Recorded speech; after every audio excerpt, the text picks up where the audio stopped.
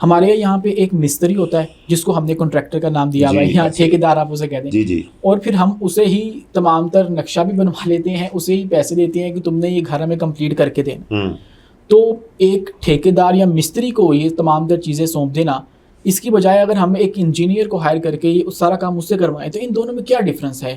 کیا اس میں زیادہ پیسے لگتے ہیں یا اس میں کم لگتے ہیں؟ بچت کس میں ہوتی ہے؟ اس کے متعلق گائڈ کر رہے ہیں. ہاں دیکھیں، میں کوئی بات بتاتا ہوں، اگر آپ کسی اناڑی بندے سے کروائیں گے کام تو آپ کا پیسہ بھی زیادہ لگے گا اور آپ کی کوالٹی کی پروڈکٹ نہیں ڈیولپ ہوگی، کنسٹرکشن کوالٹی کی نہیں ہوگی.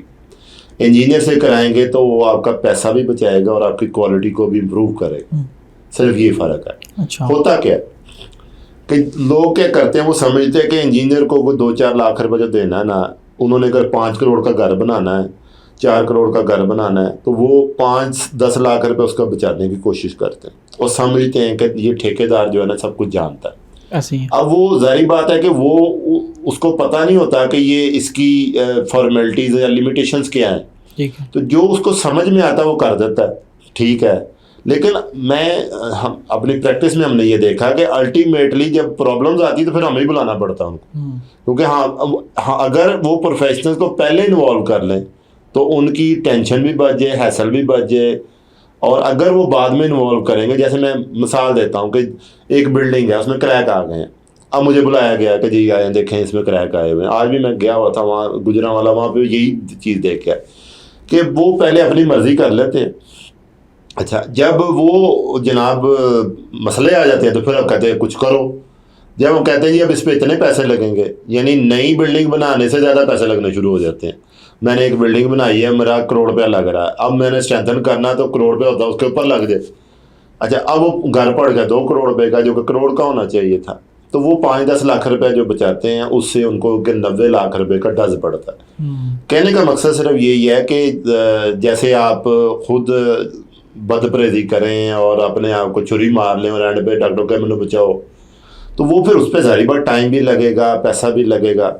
تو سیم از لائک کہ جب اس طرح کا نان پروفیشنل بندہ انوالو کرتے ہیں، دیکھیں وقت کے ساتھ ساتھ نا لیونگ سٹینڈرڈز اپ ہو رہے ہیں، ٹھیک ہے.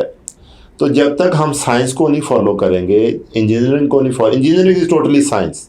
آپ کہہ لیں کہ انجینئرنگ ایک سائنس ہے جی، تو آپ جب تک سائنٹیفک طریقے سے سب کچھ نہیں کریں گے تو آپ تنگ ہوں گے، ٹھیک ہے. اب ایک ان پڑھ مستری کو سائنس کا نہیں پتہ ہوتا، اس نے جو کچھ کسی سے سنا سیکھا ہوتا ہے وہی وہ آپ امپلیمنٹ کر دیتا ہے.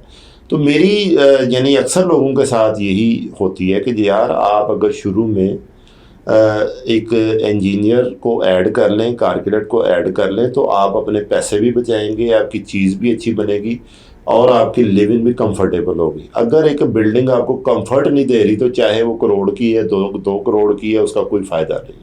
اور دوسرا یہ کہ آپ جانی نقصان سے بھی بچ سکتے ہیں. ابھی خبر سامنے آئی ہے کہ کانا میں ایک اکیڈمی تھی، اس کی چھت گری ہے اور اس کے نیچے کوئی 18-19 جو بچے ہیں جو پڑھنے آئے تھے وہاں پہ وہ ہلاک ہو چکے ہیں. اسی طرح پھر جو ریسنٹلی یہ خبر آئی کہ جو ڈی جی خان میں ایک پل بنایا گیا تھا، ریسنٹلی بلڈ کیا گیا ہے اور 130 ملین روپیز اس کے اوپر لگائے گئے، لیکن وہ بارش تھوڑی سی آئی ہے اور اس کے اندر وہ بہہ گیا ہے.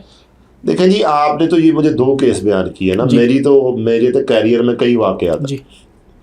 میں جو بتا رہا ہوں کہ ہم نے بلڈنگ کولیپس ہوتے بھی دیکھی ہیں اور فزیکل کولیپس ہوتے بھی دیکھی ہیں اور لوگوں کو ملبے کے نیچے آتے بھی دیکھا ہے، ملبے سے نکلتے بھی دیکھا ہے. یہ تو ایک چھوٹا سانیہ کہہ لے، مارگلا ٹاور 2005 میں گرا تھا جب ارتھکویک آیا اسلام آباد میں، بہت کیجویلٹیز ہوئی تھی، پورا ٹاور تھا اس میں لوگ رہ رہے تھے. ایک اور ایگزامپل میں بتا دیتا ہوں، 2016 میں سندر میں ایک فیکٹری گر گئی تھی، 50 لوگ اس میں مر گئے تھے.